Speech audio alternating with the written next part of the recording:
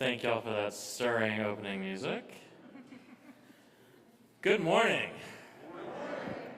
Welcome to Mount Vernon Unitarian Church. I'm the Reverend Christian Schmidt, the interim minister of this congregation. Whether this is your first time with us or your 1001st, know you are welcome here and we are glad to have you. Our church is offering these Sunday services both in person and for our virtual audience. Whether you are here in the chapel or joining us from home, you are welcome. We gather each Sunday to recommit ourselves to the mission of this church, which is to support one another in our spiritual journeys, to work for justice, to care for the earth, and to build the common good. It is good to be together. Mount Vernon Unitarian Church is a community dedicated to welcoming the stranger, working for justice, and building the beloved community. And so to that effort, we remember and name the original indigenous inhabitants of this land, the Piscataway, the Powhatan, and the Tow. And we remember and acknowledge the enslaved people who lived and worked on these lands. Our work to dismantle systems of oppression towards a more just future continues. Have a few exciting announcements. First of all, check all your various means of communication. We have so much going on in the next few weeks. There's no way we can tell it all to you here from the pulpit. But first, I have a special guest here to tell us a little bit about something going on quite soon.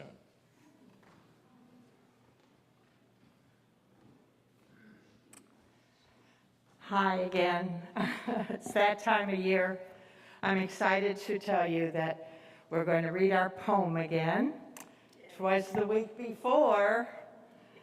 We have some apologies to those who have heard this before and those that have not yet had the chance. And especially to our friend Clement Seymour. 'Twas the week before Thanksgiving, and all through the congregation, everyone was a-stirring, creating a huge celebration. With friendships and recipes lasting many years, the 60th holiday shop is finally here. Working together, somehow it's been done, with cooking and planning and hours of great fun. 60 years of chutneys, great pies and cakes. The Every Thursday ladies and friends have faithfully baked. Calico bean soup and bread so delicious, we're sure no one here would dare to miss it. This year, artisan crafters, boutique resale and more, each inch of our hill filled with treasures galore. Handmade gifts, chocolates, jewelries, many bargains to find. This amazing transformation will blow your mind.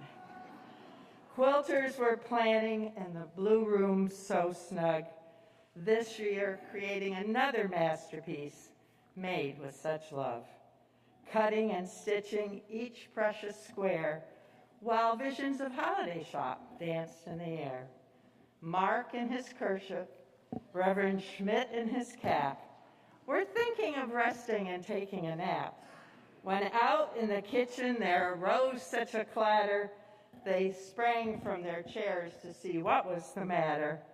They knew in a moment that this was the day they were ready to serve the soup and cheese pies that were made. Our holiday shop was here again on our hill. Memories old and new, members, laughter, goodwill. So join us next Saturday, but please help if you can this week. We need bakers, cashiers, greeters, all the friends we can get. Help us celebrate the 60 years of the past when they said our holiday shop just wouldn't last. Jan's here. She'll be online also if you have a moment to spare.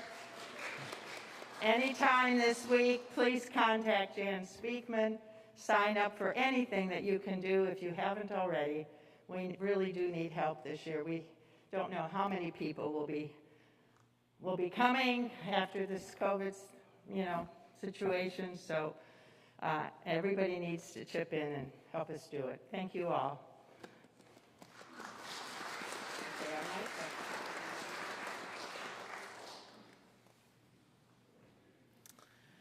So yes, holiday shop this Saturday. In the meantime, you can buy quilt raffle tickets today or through our website. They'll be out in the Commons. They're already out in the Commons and will be after service too. I want to invite y'all to an adult religious education session next Sunday after church. I'm talking about Article 2, which is where the principles and sources of the UUA are.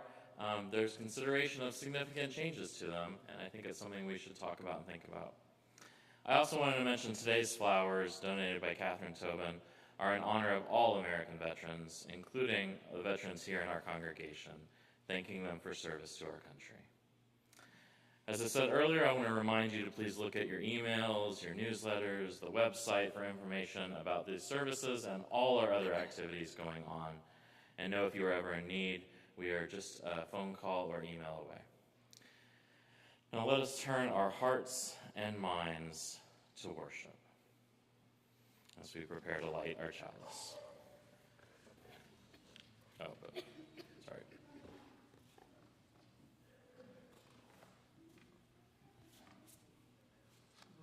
Sorry, I'm jumping ahead. No, yeah. Sorry. Good morning.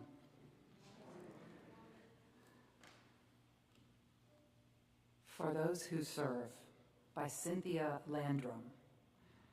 In honor of those who have served and those who continue to serve at home and abroad for peace and in war, we light our chalice and we offer our thanks.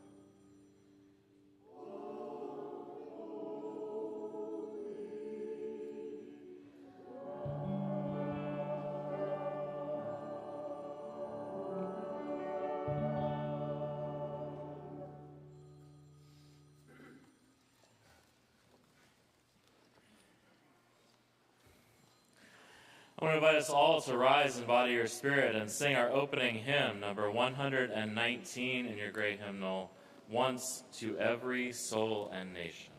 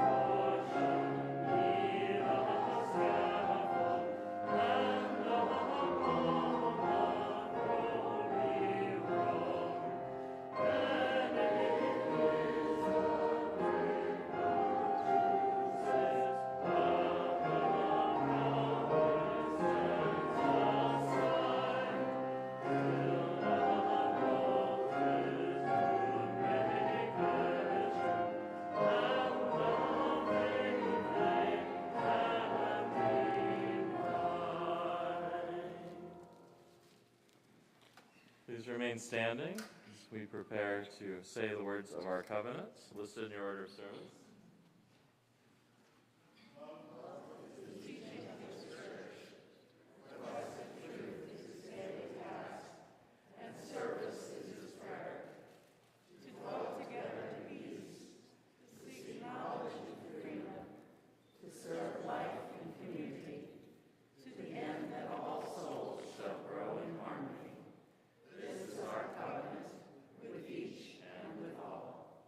Please be seated.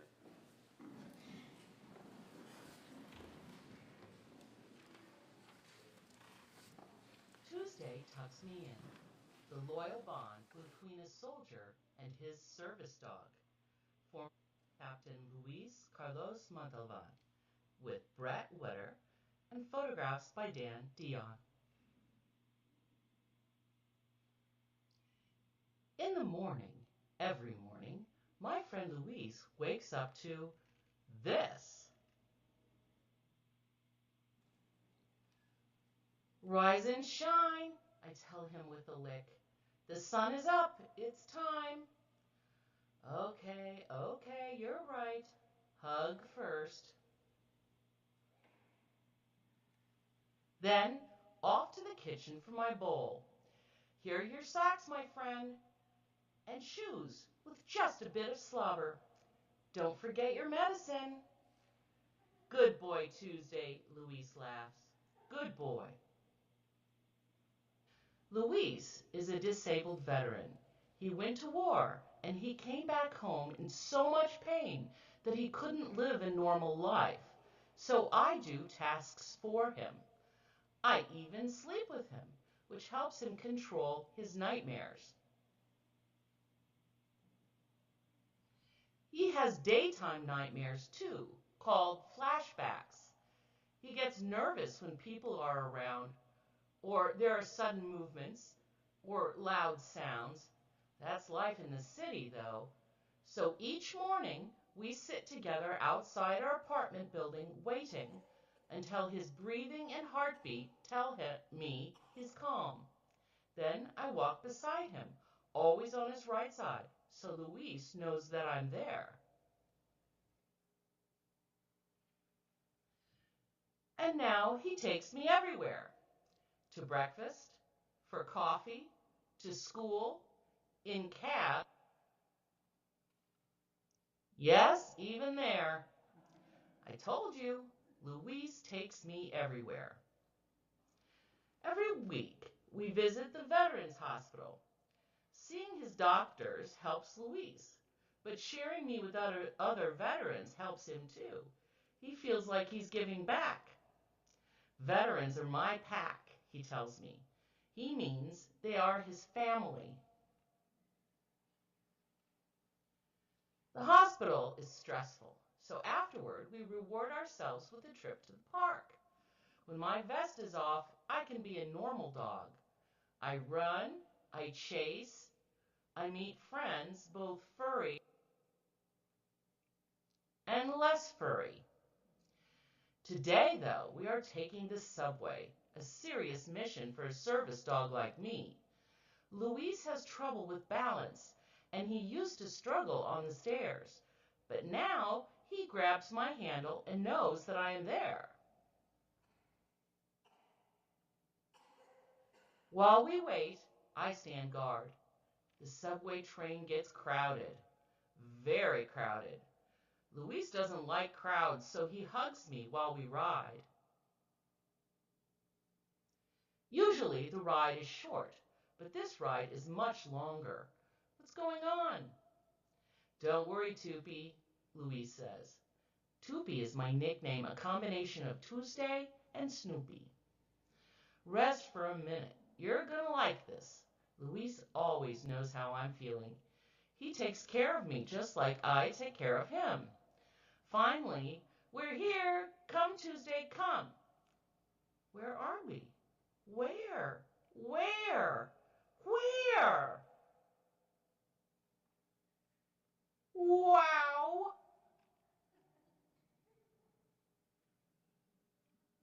Now this is a park. What a day. What a day. Luis is happy. I am happy. Now one last thing. Wait, yes, right there. Hey, I may be working, but I'm still a dog. Back home, Luis and I have a quiet dinner. We watch our favorite videos. Dogs, of course. Answer emails. Play with toys.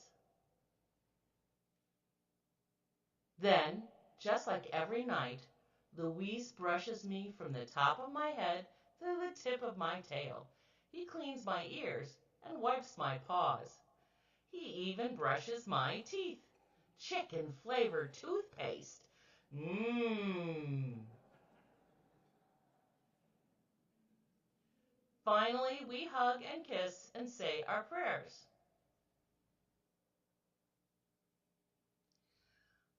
I know Luis needs me, but he loves me too.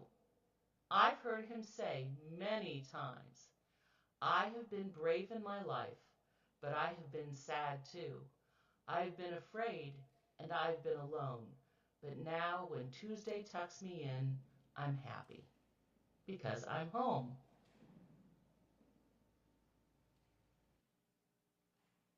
To Tuesday and the assistance dogs who help people and veterans with disabilities. For more information on service dogs, Luis or Tuesday, check the MVUC Facebook page.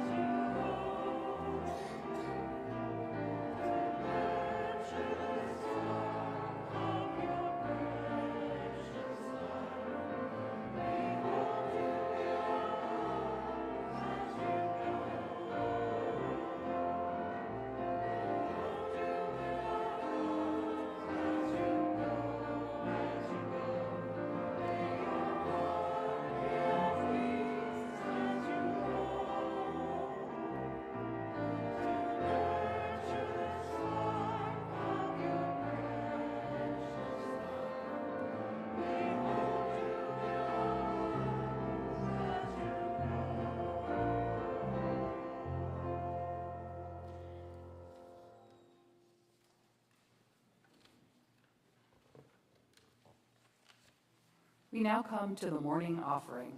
At this time, MVUC asks each of us to show our spiritual and material generosity. I give because over the last 25 years or so, this community has become very important to me. Each week we share the plate with a charitable organization that you, our members, have chosen.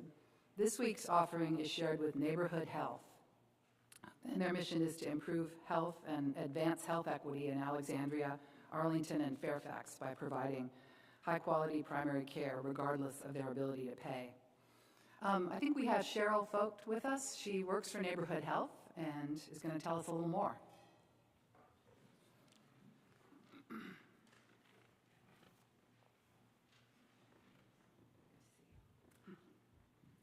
Thank you. Good morning. So my name is Cheryl Foch. I am a member of this church and have been for about the last 10 years. I am also a pediatrician at Neighborhood Health, an organization that I have come to really love as much as I love this church. Neighborhood Health is a tough organization to describe because it's constantly growing. Some of you have probably listened to Dr. Khan come and speak, who's our CEO, and just an amazing person. He has done incredible things for the health center and the community at large. So Neighborhood Health has over 10 sites throughout Alexandria and Arlington. We partner with many community agencies, most notably with the Fairfax Health Department and the health departments in Alexandria and Arlington. We have taken over some of the medical care at the Fairfax County Health Department sites. And one of the biggest reasons that I enjoy being part of Neighborhood Health is for the breadth of services that we offer. So it's not just medical care to the kids that are coming in for their immunizations or their heart conditions or their asthma or their skin problems. It's also being able to walk down the hall and ask the dentist to take a look at the numerous cavities that a child may have in their mouth or something that I don't even know what's going on, and they'll come and look at it. Or walking the other direction to the behavioral health department and asking them to see a young 14-year-old Afghanistan little girl who is struggling with trying to integrate into the schools here while feeling guilty because the girls from the country that she just left don't have the same opportunities that she does, and that she should be feeling more grateful. In addition, we have a numerous amount of programs, from the turkeys that we give out in Thanksgiving to the winter jackets to the foods and clothing and the connections that we help patients have to other various community organizations. I was thinking about some of the patients that I see, and usually I like to tell stories, but every story I came up with, I kept thinking, but that's only like one little piece of what we do. And so it was hard to describe my day on a regular basis from the middle-income family that does have health insurance and is doing well in school, and the kids are involved in sports and they're getting good grades, to the blended family of 11 kids who has intermittent housing and we may see every couple of years. So when they walk in the clinic, trying to do everything we can that day to try and get them to a stable and a healthy place. To the new immigrants that have just come across the border and don't speak any English at all, whether they're from West Africa, from Cuba, from Honduras, from more patients from Venezuela and Asian countries, and many from Eastern Europe and Ukraine. So I just wanted to let you all know what an amazing organization is. Neighborhood Health is very thankful for the support of MVUC over the years, and hopefully we will continue to have a strong relationship. Thanks. Thank you. Thank you very much.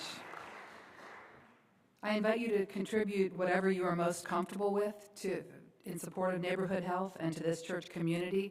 If you would like to write a check for the offering, please make it to MBUC and in the memo line indicate what it is for. You can also go to our website to give directly.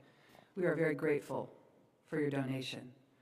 During this time, you're welcome to come forward in silence to light a candle of sorrow or joy. And now, please, the ushers, come forward for the morning offering. Thank you.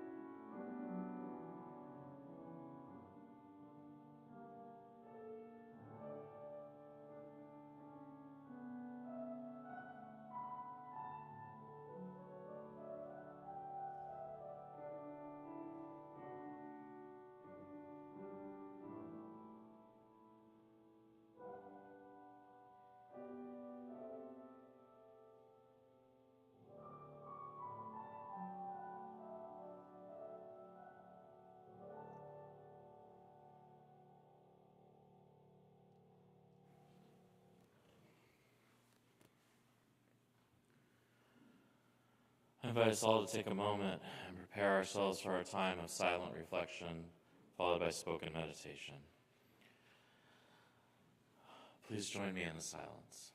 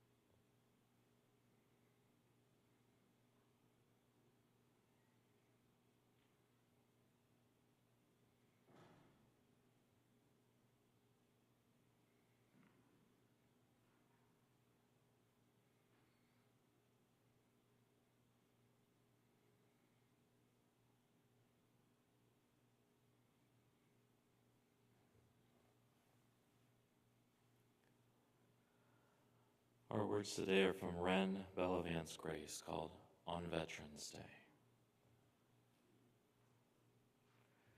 Today we have set aside time to publicly say thank you to our siblings who have served in the Air Force, Army, Coast Guard, Navy, Marines, and Space Force. To say thank you to all who have served, whatever their role, wherever their service took them.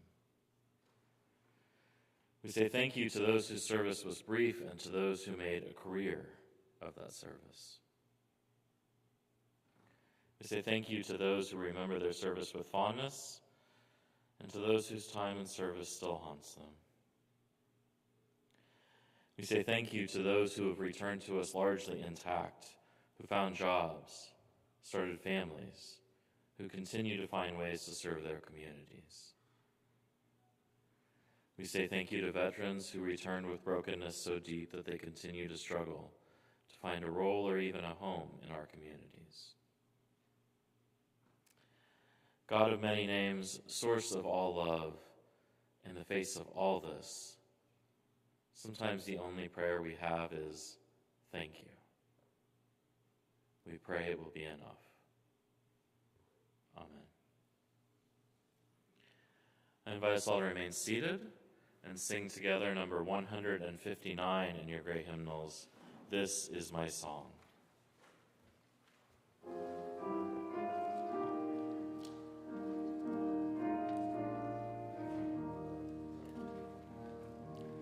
This is my song, O God of all the nations, a song of peace forever. This is my soul, my country where my heart is. Here are my hopes, my dreams, my holy shrine. What other roads take other lands unredeemed? In hopes and dreams,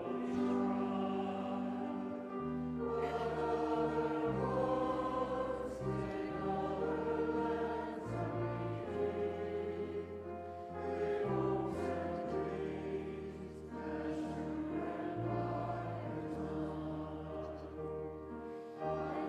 higher time.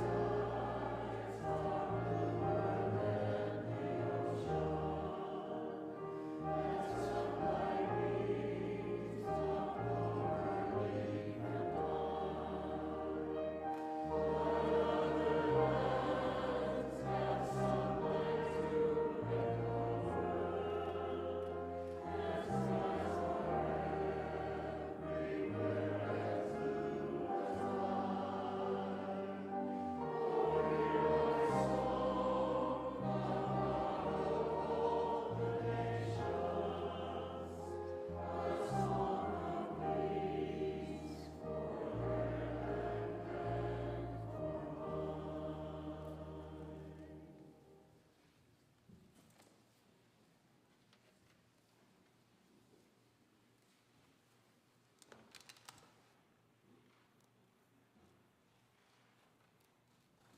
peace for earth and for mine.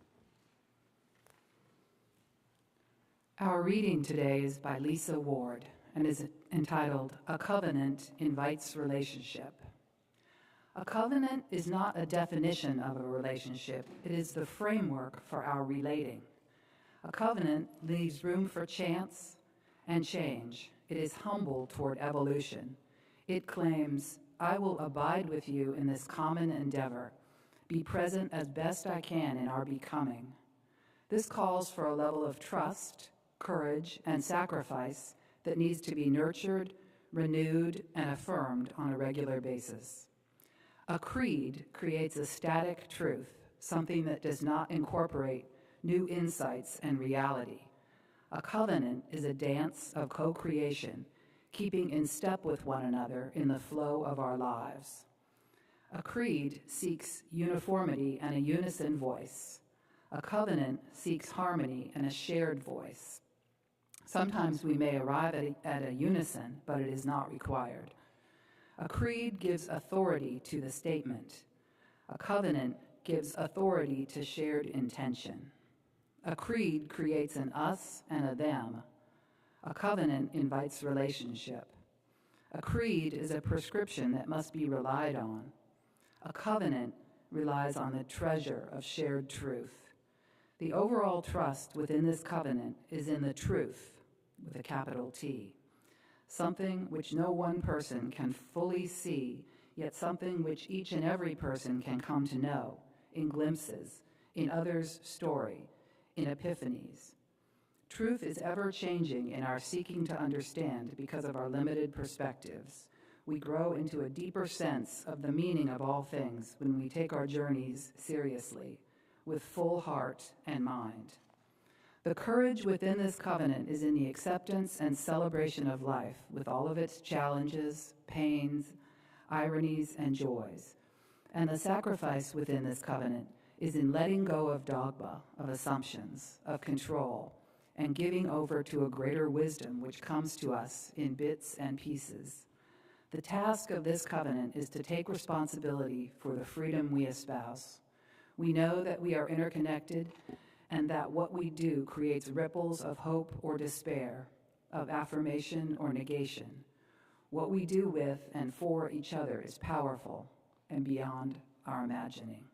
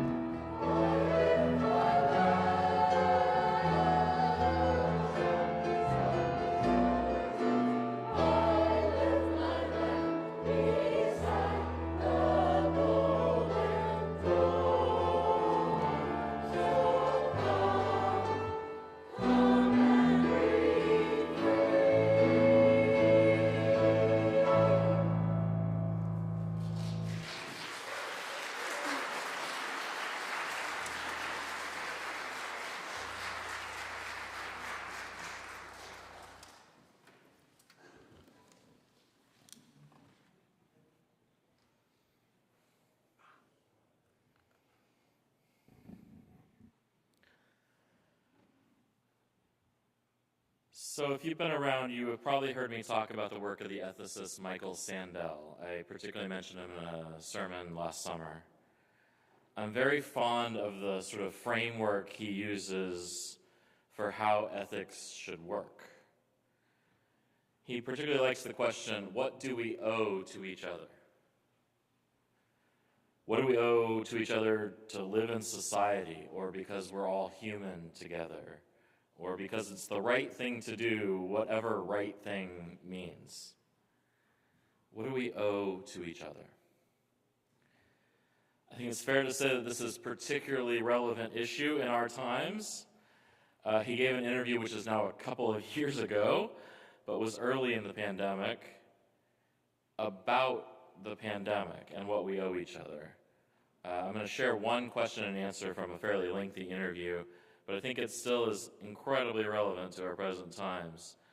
It's about a reaction to being asked to sacrifice during this pandemic, to do things like wear masks, or stay home, or avoid crowds, or you know the drill.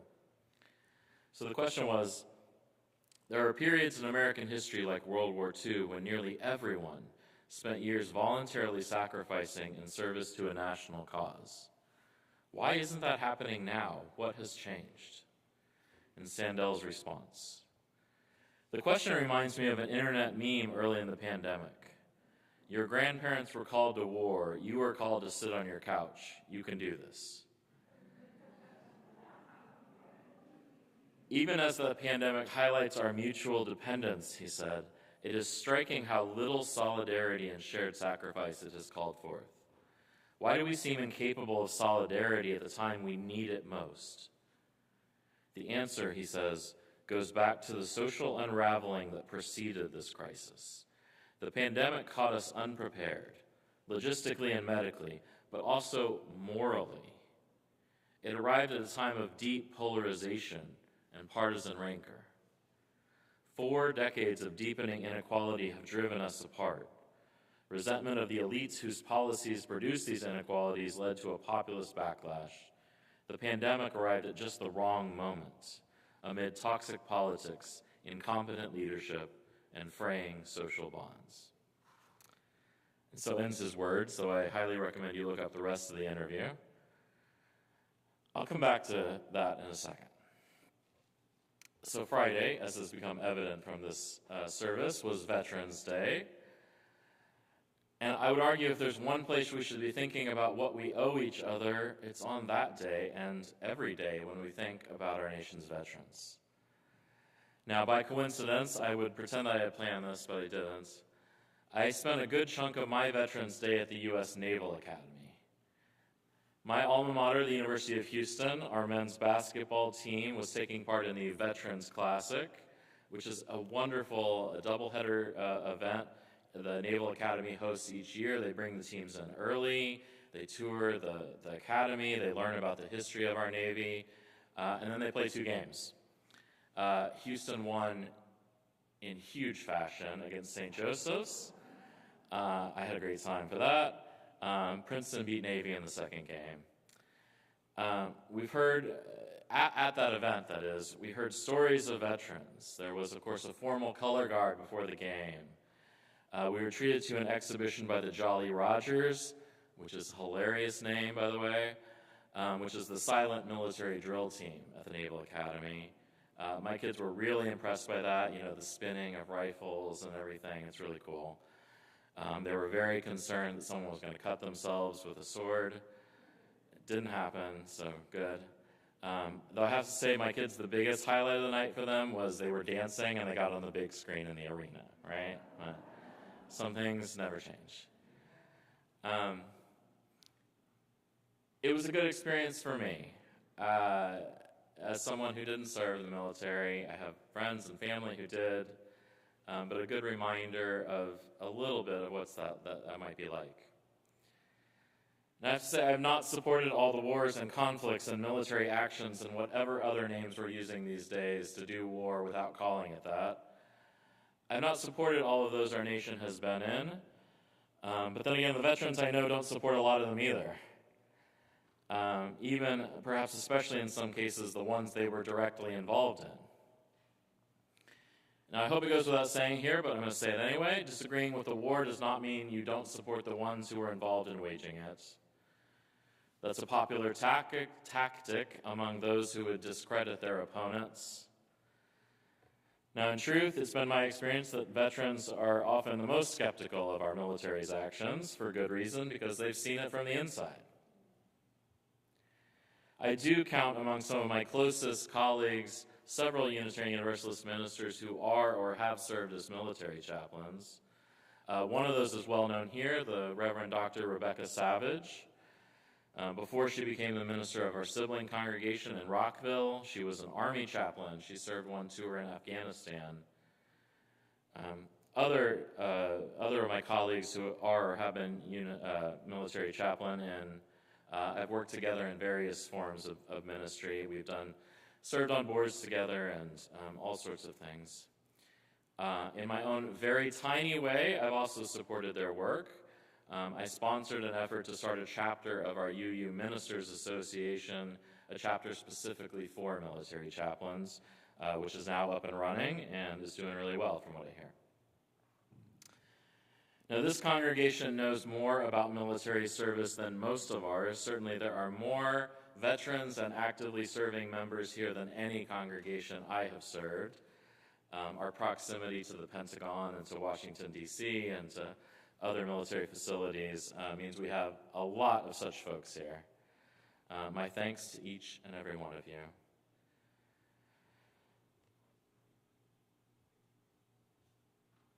Now, thanking people is one thing, but it's just words. What we owe veterans is so much more. We've spoken a little bit about it today, about help entering the non-military world after service, about providing adequate medical care, providing college education, providing citizenship for those who have served who don't already have it, and so much more. Perhaps an acknowledgement that military service is a powerful, complex thing that changes one's life. It wasn't my path, but my friends who have done it speak powerfully of their time in service. So many of you know far better than I that our support of veterans has often been and often still is lacking. We have historically, chronically, badly underfunded the Veterans Administration for forever, basically. The history of it is really pretty incredible, going back 200 years and more.